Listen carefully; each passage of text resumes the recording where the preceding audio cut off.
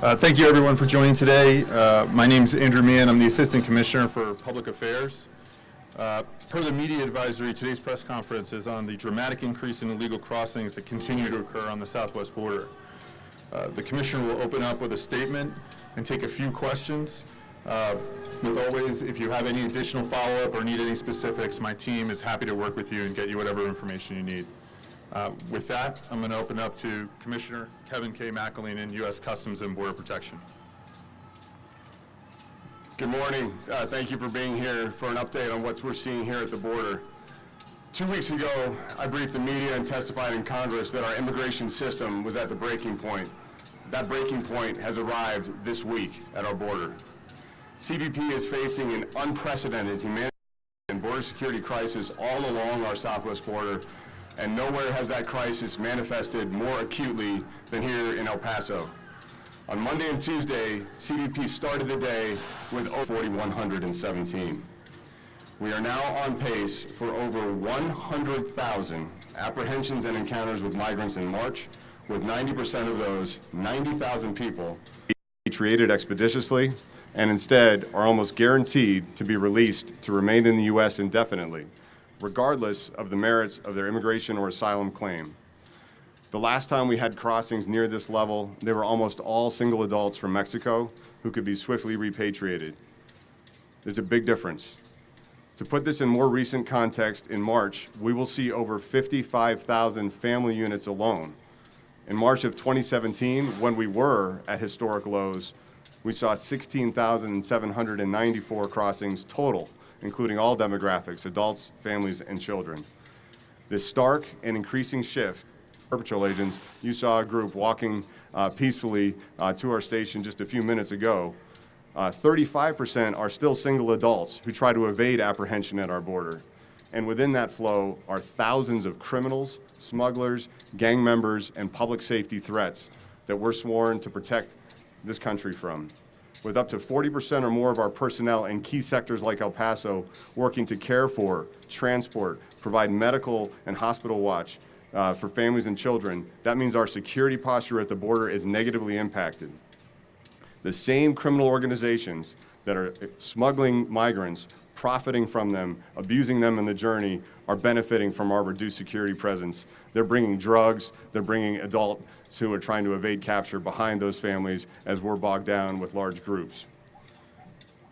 With regard to medical efforts, CBP has established an unprecedented new policy for doing medical screens of all children 17 hours of Border Patrol agent and officer time on medical transport and watch. Those are agents that are not on the border protecting our communities. They're involved in the medical care of individual migrants. To give you a sense of what that looks like, when I walked through our Paso del Norte station yesterday, we had quarantine cells for people with the flu, people with chickenpox, people with lice, a tremendous number of different conditions that we're trying to manage every day. In the last 4 days, we've seen fevers of 105 degrees in infants, a 2-year-old suffering from seizures in the desert, a 19-year-old woman with a congenital heart defect that needs emergency surgery, and a 40-year-old man suffering from multi-organ failure but trying to refuse medical care. Our expanded medical efforts are saving lives, but they come at a high cost to our enforcement mission. Why is all this occurring? The increase in family units is a direct response to the vulnerabilities in our legal framework where migrants and smugglers know that they will be released and allowed to stay in the U.S. indefinitely pending immigration proceedings that could be many years out. This is due to court orders that undermine the integrity of our immigration system. There's no questioning why this is happening. For unaccompanied children, the continued driver is also the certainty that they will be allowed to stay due to the disparate treatment of children arriving from Mexico who can be repatriated and those arriving from Central America and other non-contiguous countries who can't. The only way to fundamentally address these flows is for Congress to act and to reinstate integrity into our immigration system. In the meantime, we need assistance and additional resources to manage the flow so that our partners at ICE, which is responsible for detention and removal of single adults and family units, can keep pace with our increasing flows. And HHS, which is responsible for caring for unaccompanied children, can provide placements and accept transfers from the border timely. In the absence of immediate congressional action, which we are asking for and calling for again today on behalf of our agents, on behalf of the migrants who are vulnerable in our custody, to address this broken framework, we're going to be taking every action in our power to try to manage this crisis. We are applying the additional funding received in the fiscal year 19 budget for humanitarian purposes, extending our medical contracts to key sectors, including here in El Paso, so that we can care for more migrants more expeditiously as they arrive. We're augmenting our law enforcement assets with contract support for migrant care and food services. We're enhancing our transportation contracts and establishing new processing facilities, including a planned center here in El Paso area. We're redirecting 750 officers from key roles at our ports of entry. El Paso knows what those 6 bridges mean and that daily commerce with Mexico. We need those officers now, though, to help Border Patrol agents to care for migrants. CBP officers will be helping Border Patrol with processing, transportation, hospital watch. There will be impacts to traffic at the border. There will be a slowdown in the processing of trade. There will be wait times in our pedestrian and passenger vehicle lanes. We know that we have Semana Santa, Holy Week approaching, but this is required to help us manage this operational crisis. We're calling up our mission support personnel, those who have volunteered to provide humanitarian assistance in a natural disaster, for instance, from across CBP, human resources specialists, IT professionals, to come down and help our Border Patrol agents manage this crisis. We're engaging non-governmental organizations and the faith-based community. Nowhere is that partnership stronger than here in El Paso, with the El Paso City and the emergency management team, with the Annunciation House and Ruben Garcia, to try to care for families of migrants that are being released from our custody. We're going to need to continue to partner with the Public Health Service Commission Corps to provide medical care in multiple locations across the border. I saw some of those dedicated uniformed doctors yesterday alongside our agents caring for migrants. And we are going to be taking steps to support safety in our facilities that are contrary to our enforcement objectives and our mission and culture. For the first time in over a decade, CBP is performing direct releases of migrants when ICE is unable to provide bed space to relieve overcrowding. We're going to be doing this on a risk basis. This is in a limited capacity. It's very reluctantly, but it represents a negative outcome for enforcement. It represents an increase in flows that will follow, and it impacts the morale of our team.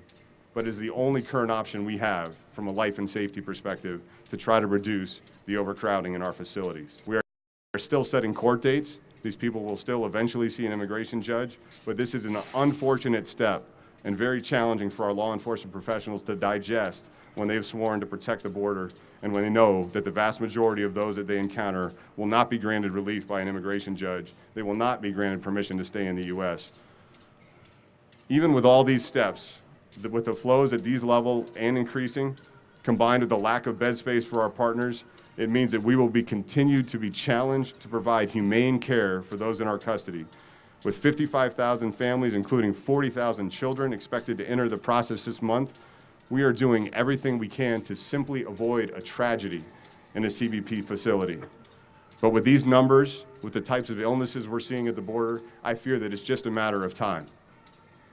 Continued inaction by Congress, the men and women of CBP are serving with honor despite stark challenges, but we need Congress to act. In the meantime, we will continue to rely on our partnerships with communities like El Paso. We're going to ask Mexico to do more, and we're going to continue to do our level best to take care of vulnerable people in our custody. Thank you. With that, I'll take some of your questions. Bob Moore.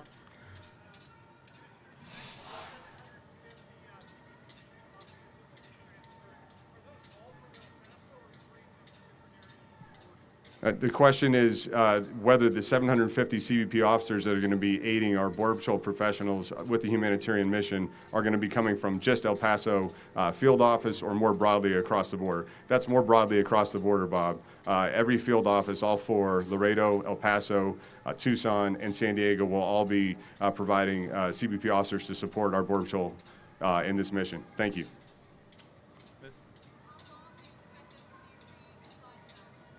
So that's a very good question. The question is, how long do we expect our CBP officers to be reassigned to supporting the humanitarian mission alongside their Border Patrol partners? We don't know. Right now, it's an immediate response to a crisis that's overwhelming our capacity. As I mentioned, we have in some sectors an average of 40% of our Border Patrol agents all fully engaged in just the care, transport, and processing of migrants. Those agents are not on the line.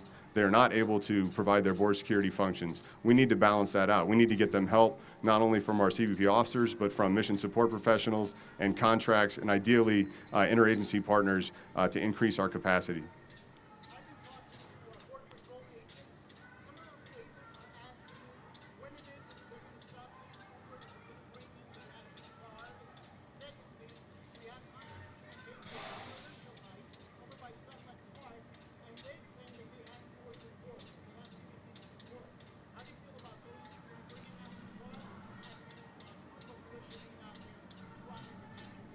So we're asking for help from interagency partners across the federal government. This includes the National Guard, it includes the Department of Defense. They're already working alongside us to assist with our border security mission, to provide capacity for emergencies, to include security at the ports of entry, as well as medical care. That partnership is going to continue, and we're looking at ways that DoD can even help us more, and looking at additional resources that they could bring to bear here at the border. In terms of partnering with NGOs and the faith-based community, that's a critical aspect of caring for migrants after they're released from Department of Homeland Security custody.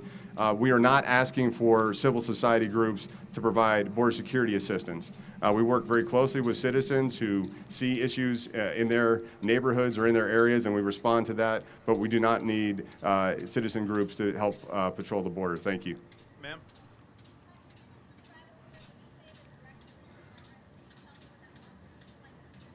Right. So the question is about the direct release of migrants. This means that instead of an Immigration and Customs Enforcement officer, that's the entity assigned for detention removal of migrants after they're interdicted, apprehended, or encountered by CBP, deciding whether that individual can be accepted into custody or needs to be released pending a court hearing, usually on some sort of alternative to detention like an ankle bracelet. That decision will be made by a Border Patrol agent, and the release will happen more expeditiously and directly. That is not something we want to do. It's something we have to do, given the overcrowding in our facilities. So we're still going to try to coordinate with communities, certainly here in El Paso, where we have a tremendous relationship. I met with the mayor yesterday on some of these issues, but also with NGOs to let them know about these additional releases. And of course, in the transportation hubs like the bus stations here in El Paso and elsewhere along the border, where we're hoping that they're going to be able to accommodate increasing flow. A couple more questions, folks.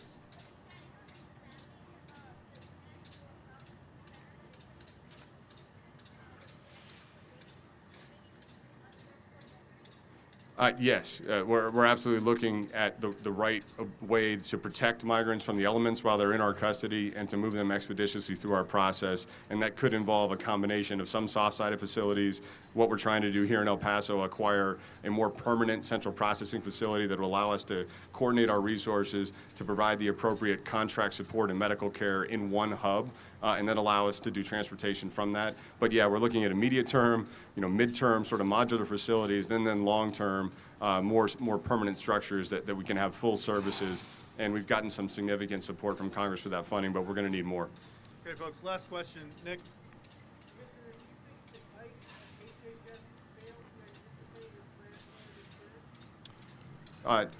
Nick, I think the surge numbers are just overwhelming the entire system. We've been concerned about this. We've been predicting this for some time. CBP is the largest agency in the immigration cycle. 45,000 uniformed professionals, 60,000 total. ICRO is only about 6,000 people. So that funnel goes from a large border agency to a very small detention removal very quickly. For HHS, it's a grant-based system where they need to find private sector providers for care of children, and that's a very difficult system to administer. So we think we need substantial investments in the entire system to keep pace with these kind of flows. All right. Yeah. The question is it legislative relief or emergency funding? I want to answer this one. Legislative relief, changes in the law, and closing the vulnerabilities in our legal framework is the only way that this flow is going to be reduced and we're going to be able to restore integrity to our immigration system. Right now, we are not able to even reach the claims of legitimate asylum seekers. Our courts tell us that 10 to 15% of Central American migrants have a legitimate asylum claim at the end of the process. Those people won't even see a judge now for 2 to 5 years or more to have that asylum claim adjudicated. Because this economic migration, which it primarily is, fleeing poverty, fleeing difficult conditions, food insecurity, especially in the western highlands of Guatemala and in the rural areas of Honduras, is overwhelming that legitimate asylum population. That's a broken system. For unaccompanied children, we have government partners in the Northern Triangle, El Salvador, Guatemala, Honduras, who are ready to take children back and handle that humanely. Those are their citizens. They believe they have the responsibility for, but we're not allowed to do that under the law, under the Trafficking Victims Protection Reauthorization Act. We need changes to those two situations. We need to be able to detain families together for a short period of time, 4 to 8 weeks, to go through an immigration court proceeding. If they don't have a valid claim, we will repatriate. If they do, they'll be released with certainty that they have asylum, with the ability to plan, to invest in a business, to make the choices for schools. Right now, they don't have that. They live with uncertainty for years at a time because the system is broken and overwhelmed. Those are the two legislative changes that we need urgently that would make an immediate impact, just like it did in 2014 during the first surge of families and kids. When DHS started repatriating families that didn't have a valid claim, the numbers went down immediately. We don't have the ability to do that due to court decisions that have come subsequently. We need Congress to fix that. Secondly, we absolutely can't wait. We have migrants in our custody that are in challenging conditions. We need to provide a better facility and a better process for them urgently, and that requires interagency partnership and resources. Thank you for that question. Thank you, everybody. With that, we'll be happy to follow up with any questions that you have. Please work with myself and our team at OPA. Thank you.